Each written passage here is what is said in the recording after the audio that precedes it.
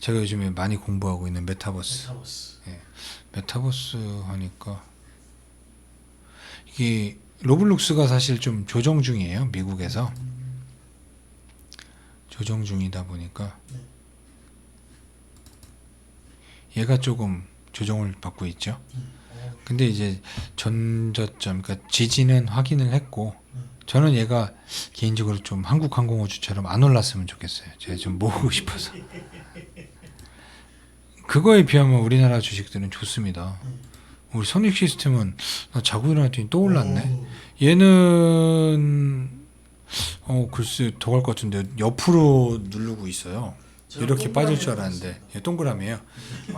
그때 그러니까 이 눌림목이나 이런 걸 몰랐으니까 몰랐죠. 예. 얘도 요 선을 깼으면 여기 흘러내렸겠죠. 근데 흘러내리지 않고 양봉으로 쭉쭉. 원래 이게 어려워요. 이렇게 한번 깨지면, 왜냐면 나름대로 상승을 많이 한 거잖아요. 그렇죠. 메타버스가 확실히 세구나.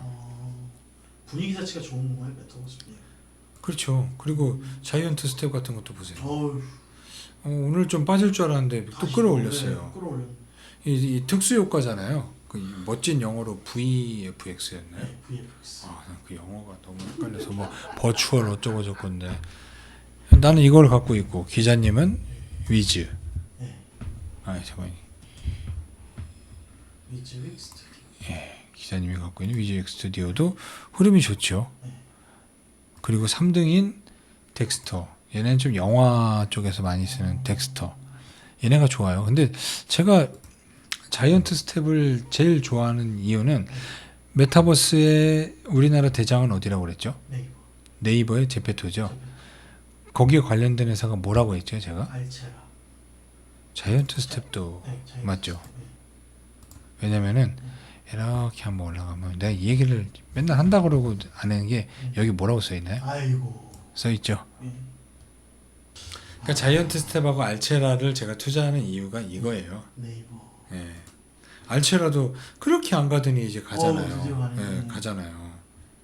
왜냐면은 이 정치인들이 거기 들어와서 자기 이름으로 이제 아바타들을 만들 거 아니에요. 이미 만든 사람도 있고. 아바타가 힌두 용어더라고요, 보니까. 왜 자기 자신을 뭐 그거. 예, 이게 뭐 땅에 내려오다 뭐 이런 거더라고요. 그게 힌두 신화에 있던 거더라고요. 네. 딱 들어와서 이제 신이 사람의 모습을 하고 와갖고 이제 다양한 모습으로 바꾸잖아요. 그걸 이제 예, 그래서 그 아바타도 여러 개의 캐릭터를 만들 수 있는 게 거기서 온 거더라고요. 여기 봐요. 한국 큐빅 여기 또 들어가 있잖아요. 여기 전혀 상관없는. 이 IM 같은 경우는 아우 이건 진짜 이거 머리 아파. 쓱 흘러가요. 예. 우리 100원만 형님 잘 팔았으니 다행이지. 저도 예전에 판 사람으로서. 예.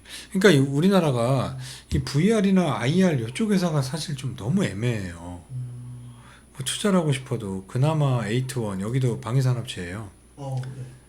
여기가 이제 원래 이게 그 뭐냐 VR 기기로 이게 군사 훈련하고 막 비행 조종 훈련 같은 거 하잖아요. 그런 거 하는 게 에이트원이거든요.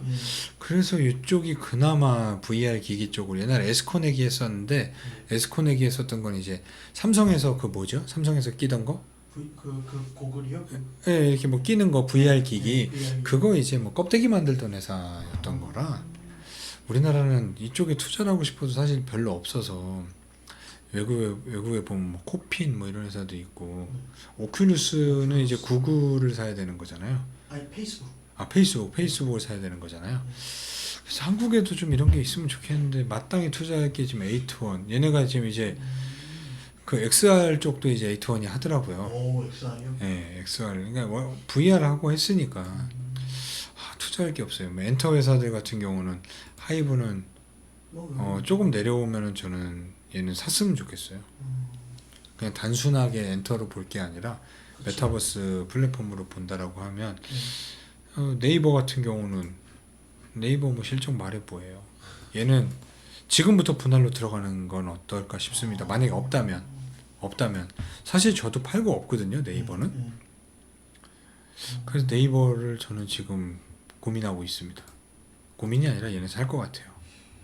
좀 돈이 나중에 많이 예, 생기면 얘는 왜냐면은 얘가 지금 시가총액이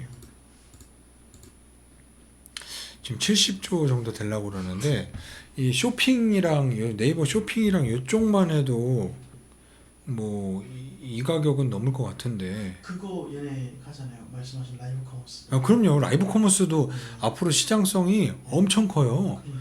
얘네가 라이브 커머스 탑이잖아요. 뭐 쿠팡에서 한다고 하는데 저는 글쎄요. 이게 선점 효과라는 게 있잖아요. 이건 무시 못합니다. 네이버가 그래서 싸다니까요. 네이버가. 네이버가 투자하고 있는 자회사들도 엄청나잖아요. 그렇죠. 얘네가 뭐라고 했죠? 파파고? 예, 파파고. 뭐 그것도 있고 얘네 뭐 인공지능에도 엄청나게 투자를 하고 제 생각에는 이제 뭐 이렇게 XR 기기도 되게 작아질 거고 이 안경처럼 돼서 누구 만나더라도 딱 그거 쓰고 대화하면은 그렇죠. 뭐 외국인이든 누구든 상관없을 것 같아요. 저는 그래서 영어 유치원이나 뭐 이런 데 자녀를 공부시키는 거는 저는 잘 모르겠습니다. 왜냐면 이게 지금 다들 그렇게 하고 있잖아요. 대중적인 이제 교육처럼 돼버렸잖아요. 대중적인 교육이 다 컸을 때 잘 됐던 적이 없어요. 저희 어릴 때 기억나시죠? 우리 위에는 이제 막 주산, 북이, 타자 이쪽이었지만 그게 나중에 뭔 의미가 있어요. 전 주산으로 맞은 적은 있어요. 저는 주산 학원을 다녔고 그리고 그때 막 암산 대회 있고 막 이러고 그렇죠, 그렇죠. 막 속셈 막 네. 암산 막 해갖고 막 근데 그게 뭔 의미가 있어요? 이제 이걸로 있어서 아무 다 되잖아요. 그러면은 지금 그 자녀들이 배우고 있는 이 대중적인 교육들은 이 자녀들이 컸을 때는 아무 의미 없는, 물론 배움이다라는 과정에서 그 성장하는 건 있겠지만 그거를 이제 뭐 생산 가치로 써먹으려고 하려고 사실 가르치는 거잖아요. 그렇죠. 내가 잘하고 보니 영어만 잘했으면은 이렇게 됐겠다라고 해서 내 자식을 가르치는 거잖아요. 그리고 옛날 부모님들은 내가 잘하고 보니 내가 어렸을 때 주산 북이 타자를 했으면 잘했을 거다라고 생각해서 내 자녀를 가르치고, 내가 보니 뭐 컴퓨터 활용 능력이나 이런 게 떨어졌으니 이거를 내 자식이 해야 되겠다. 그게 다 의미가 없잖아요. 없죠. 그건 이제 기본 베이스로 깔고 들어가는 세상에 내가 딱 들어오면 야 내가 어렸을 때 이것까지 배웠잖아 라는 얘기밖에 남는 게 없잖아요. 그렇죠. 술 먹을 때는 그냥 한마디 하는 예. 거죠. 근데 지금 배우고 있는 그것들이 문제가 아니라, 저는 이제 인공지능하고 로봇에 대해서 다음 주에 다룰 건데, 이 인공지능과 로봇이 앞으로 이 지식이다라는 부분, 이 배움이다라는 부분을 사람에게 되게 의미 없는 박탈감을 주지 않을까. 왜냐면 걔네들이 더 내가 하지 않아도 할 수 있는 것들을 하게 되는 거잖아요. 세상이 되게 발전하고 기술적인 부분에서, 그리고 또 이게 지식의 습득의 부분에서 우리가 인공지능을 이길 수는 없잖아요. 그렇죠. 예, 근데 계속 그쪽에다만 교육을 집중을 시킨다라고 하는 게 저는 좀 이게 지금 그런 데 집중하면 안 되겠구나. 그런 문제가 아니라, 이게 기술이 발전하면 발전할수록, 세상이 발전할수록 레트로라는 게 유행이잖아요. 레트로는 옛날 감성이죠. 그러면은 인공지능 사회가 발전이 되고 이게 기술과 우리가 배움이나 이런 거에서 인공지능과 로봇이 다 담당을 한다면 인간 본연의 레트로 감성은 뭘까요? 관계죠. 인간 간의 관계. 그래서 인공지능과 로봇이 발달하면 발달할수록 이 관계를 잘하는 사람들에 대한 이 값어치는 엄청나질 거라고 봐요.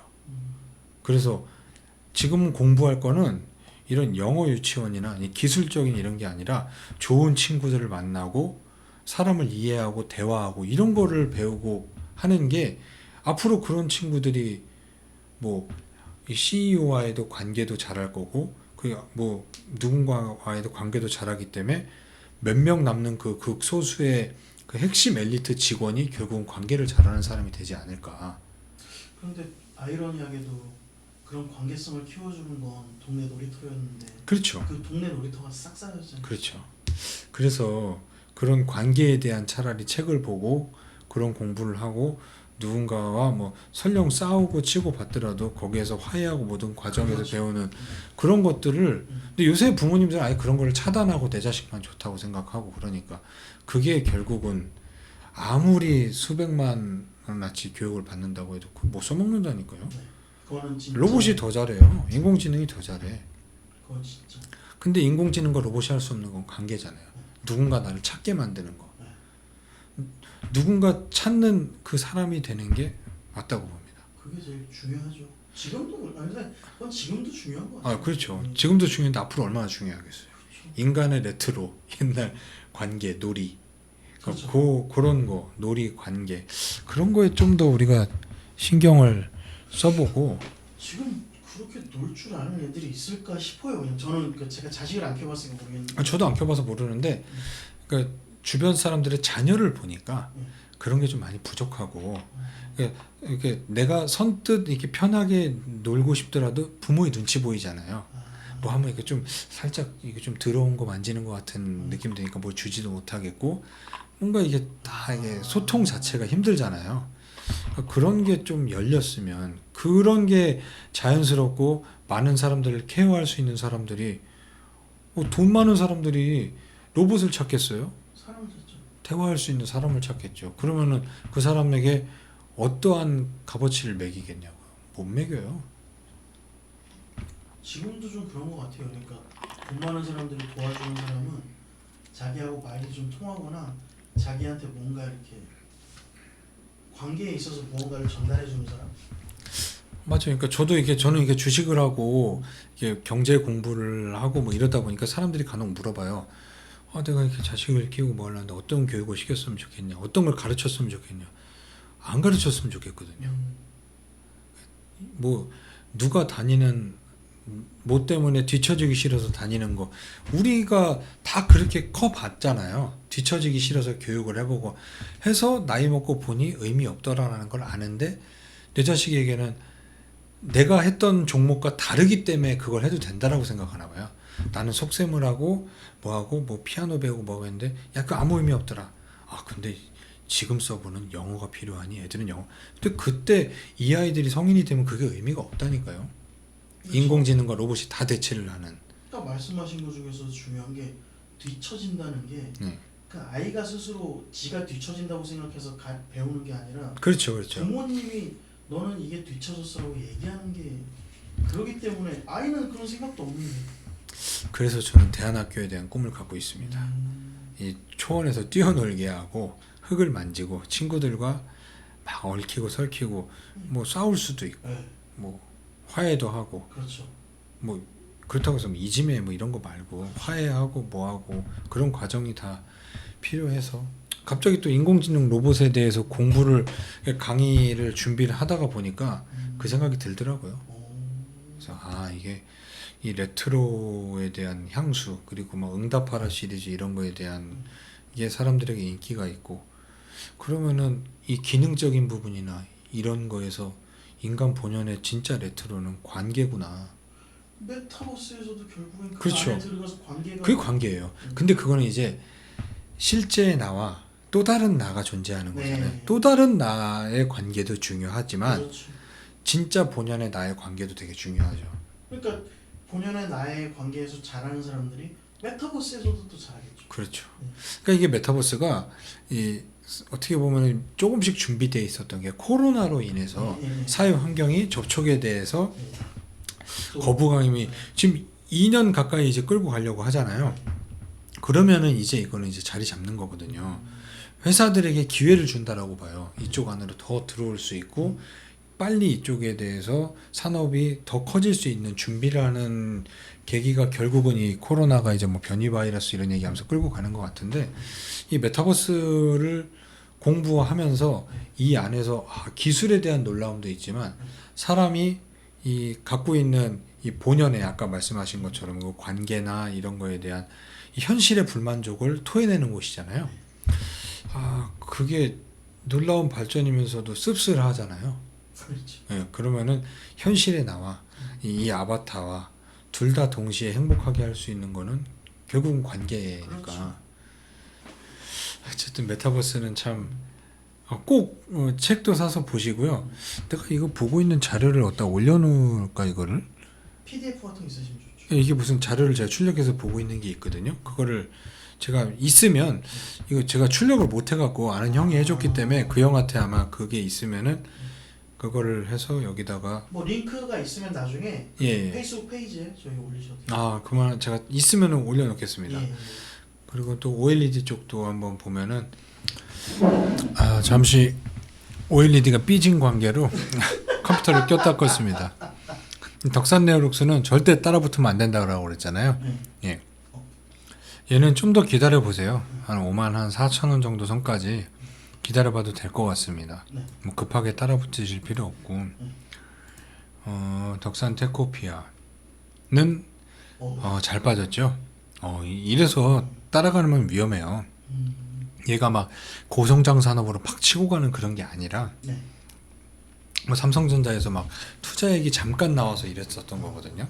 근데 OLED는 투자를 하셔도 되고 안 하셔도 돼요. 뭐 메타버스만 하실 거면은 뭐 선익 시스템은 지금 좀 부담되지만 뭐 자이언트 스텝이나 알체라 아니면 네이버 제일 안전한 건 네이버 아니면 위즈육 스튜디오, 덱스터 이런 쪽을 보시는 게 차라리 낫습니다. 그냥 보여드린 거예요.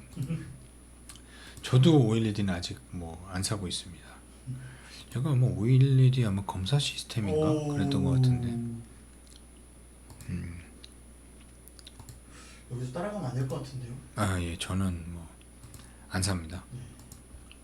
그 HB 테크놀로지 같은 거 보세요, 이렇게. 근데 이게 바닥을 잘 다지고 있는 거긴 하지만 이 차트만 보면 헬릭 스미스 느낌이 나서 이게 비슷하네. 그거 바이오 아닐까요? 예. 옛날 헬릭 스미스 느낌이 좀 나는데 이렇게 빠졌더니 이런 바이오는 여전히 바이오 관심 없습니다. 자, 이제 우리가 6G 때문에 우리가 관심을 가져야 되는 건 네. 6G가 사실 뭐 홀로그램도 얘기하고 6G라고 치면은 S넷이라고 나오는데 S넷이 뭐지?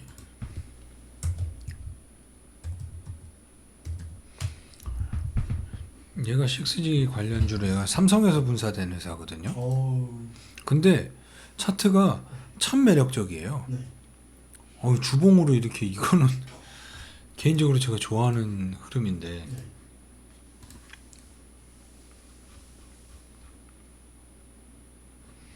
네트워크 통합 시스템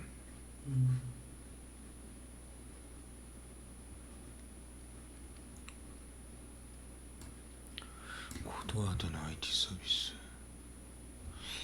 이게 제가 이거 홈페이지에 들어가서 봤을 때도 얘네가 뭐 이렇게 뭐 데이터 구축이나 시스템 쪽 관련된 사업은 여러 가지를 하는데 얘가 왜 6G인지 잘 모르겠습니다. 뭐 회사가 나쁘지도 않고요. 뭐 일단 뭐 이런 게 있다라는 거지. 차트만 마음에 들지 회사 전체적인 내용은 모르겠습니다.